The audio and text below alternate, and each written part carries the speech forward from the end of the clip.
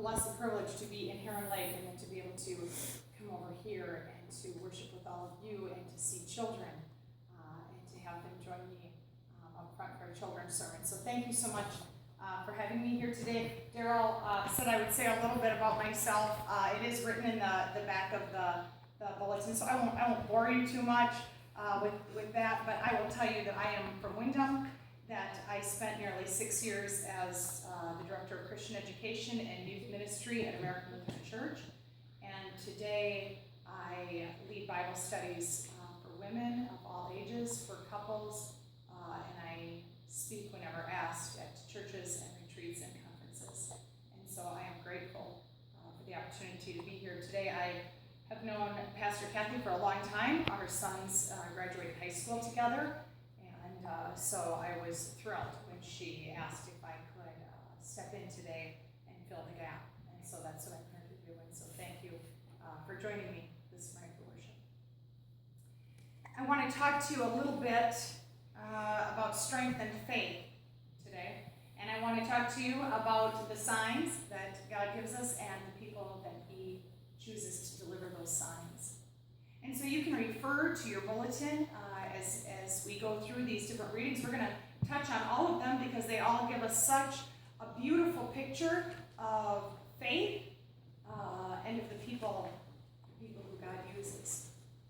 And so my translation may sound a little bit different than what you read, but that's okay, because God meets us right where we're at.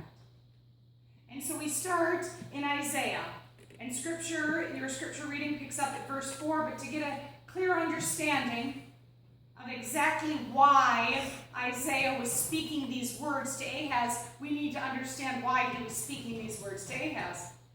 And so we go back to verse 2, and what verse 2 says is that Ahaz, the king of Judah, received a message, and it was not good. It was a message that caused Ahaz to be scared and to be shaking in his sandals. It made him feel like a tree standing in the forest, and that wind was so strong it was going to knock him over. He received the news that there was a plan and a plot against him. And as I prepared for this sermon, I thought about how we all have received such a message. Because some of us know what it's like to get the message of a really scary diagnosis, or the news of a loved one's passing, or a phone call saying that a child's marriage is ending in divorce, or the message that comes in the form of a pink slip saying you're done. So we all, just like King Ahaz, we know what it's like to get a message like that, to be so shook, to be so frightened, to not know what to do next. And so God sent Isaiah to Ahaz, and that's where this scripture reading picks up. And so we see what Isaiah says to Ahaz: be careful, keep calm, don't be afraid, and don't lose heart. Because I'm going to tell you what these people have to say. These people say that they are fighting against you and that they are making plans to tear you apart.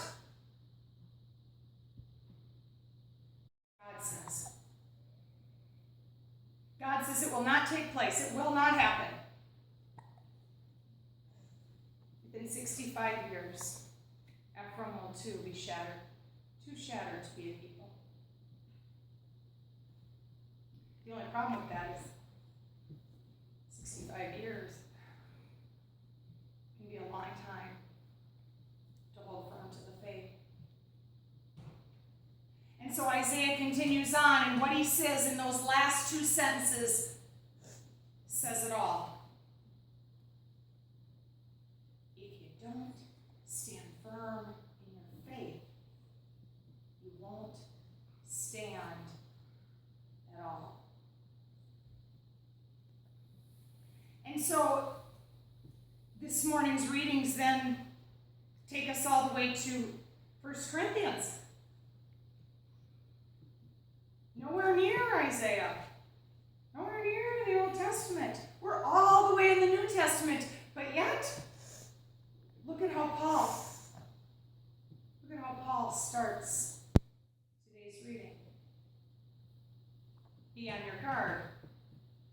Stand firm in the faith. Be courageous. Be strong. And do everything in love. Paul then goes on to give thanks and praise because of the people that God had sent his way. The people like Stephanas and Fortunatus and Achaeus who had arrived and filled the gap. They supplied what was lacking. They refreshed his spirit. And he said, you recognize people like these. Like these. Who are these people? These are the people that stand by you when you get the news.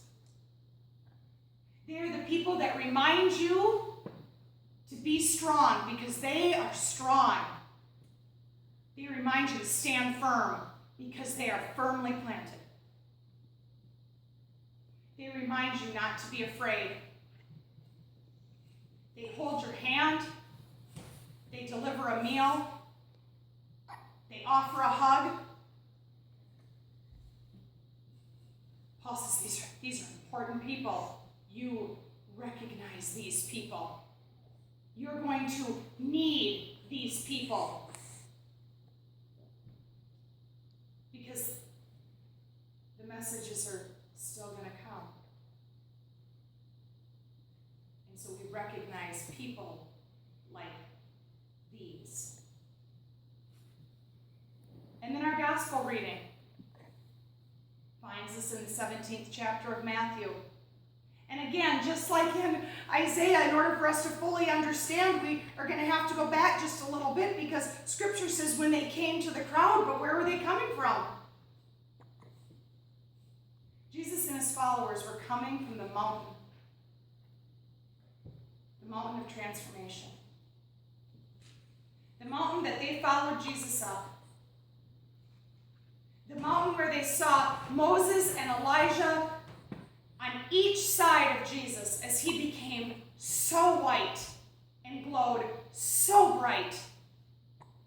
The place where heaven opened and God spoke and said, "This is my beloved Son, and now you will listen to him."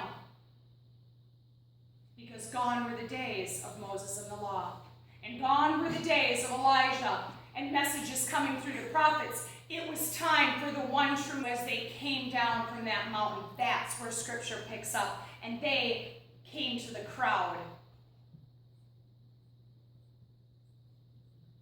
And a man approached Jesus and knelt before him. This man approached Jesus boldly, humble. Which may sound like a contradiction, right? Boldly humble. But it's not at all. Because boldly we believe that he can do all things. And humbly we acknowledge that without him we can't. And so this man, boldly humble, brought his son to the feet of Jesus. He explained to him that because of his son's physical condition, he would often fall. He would fall into the fire. He would fall into the water. And we fall too. Sometimes we fall, and it has nothing to do with any of the choices we've made. This boy was born this way. It was his physical condition that caused him to fall. And other times, we walk right into it. We walk into the fire, and we find ourselves getting burned. We step into the water and suddenly feel as if we are drowning. Sometimes it's our physical condition, sometimes it's our circumstances, sometimes it's our messy situation, sometimes it's the message we just received. These are the things that cause us also to fall into the water and fall into the fire. And so what do? We learn from the man. We boldly humble ourselves. That's how we approach Jesus. Boldly humble. Bold in our faith. Knowing that he can do all things. Knowing that faith heals. And humble enough to know that without him, none of it is possible.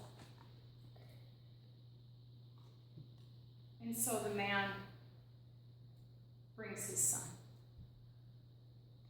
And Jesus heals the boy because faith heals.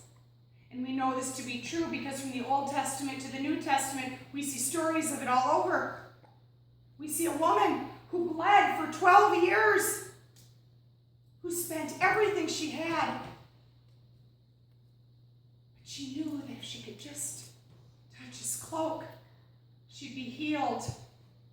The same Jesus that turned around in the midst of the crowd, looked her in the eyes and said, "My daughter, your faith has made you well."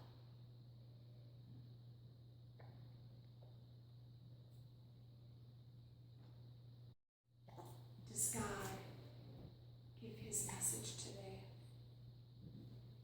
Why is God so adamant in this gospel reading to understand the depth of what our faith is going to need to be in order for us to survive? Well, he does what all parents do. He gathers his people, his apostles that came to him, because they didn't call him out, see, in front of the crowd. They watched what he did, and then they said, you know what, we're gonna talk to him afterwards, and we're gonna ask him, why couldn't we do that? Why couldn't we do that? And so they waited until Jesus was alone. And they went to him and said, what? Why couldn't we do that? And so Jesus, in a form of exaggeration and a sense of firmness, the same way, by the way, that if you are a parent in this room, you do this. We exaggerate with firmness to make a point. Young lady, I've been waiting 100 years outside to pick you up.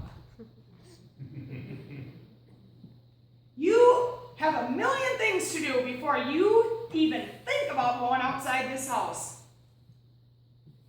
We exaggerate to make a point with our kids because we want them to understand the depth of what we are saying, and so did Jesus. And so he said to them, because remember, we know where they just came from. They just came from the mountain where his people, his apostles, found out he's going to be leaving soon. He's going to be leaving soon to head home. And so Jesus needed to make his point loud and clear. You are no longer going to be able to see me physically. You are going to need to hold on to your faith.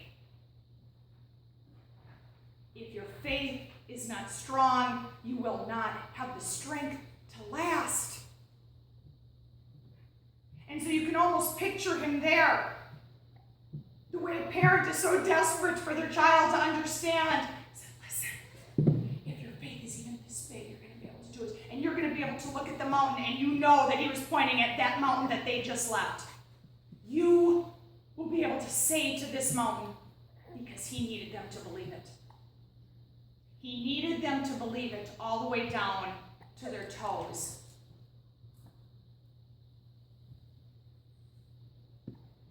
And we recognize people in this world that help us to do just that. People that remind us to be strong and courageous and to stand firm.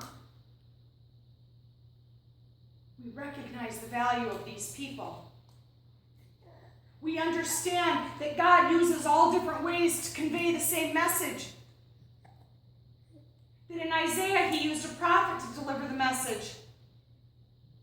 To 1 Corinthians, where he uses a convert to deliver the message. To the gospel reading, where Jesus Christ himself delivers the message. So in all these cases, hold on to your faith.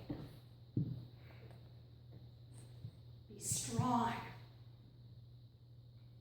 Be courageous. Do everything in love. That's why I came. So that I could show you. So that I could live amongst you. So you would know that I am returning home to prepare a place just for you.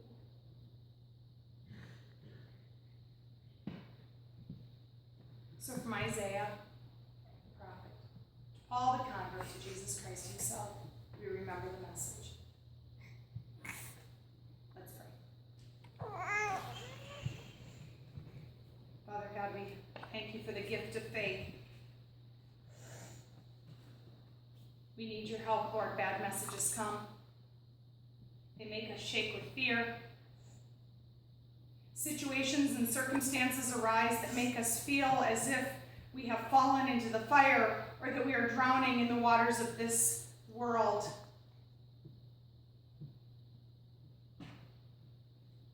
But you are bigger. You are stronger. Your message rings clear through the people that you choose to bring to us, through the words of Scripture, the place where you meet us. We are so grateful, Lord. Help us to be your people, to do all things in love, to stand firm with those that are weak,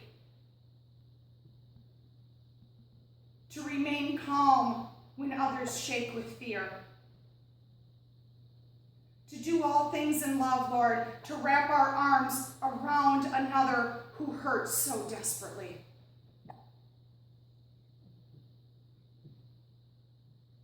Help us to remember who we are, that we are yours, that we are loved, that we are chosen and called. God, in all of these things, we give thanks and praise to you, the one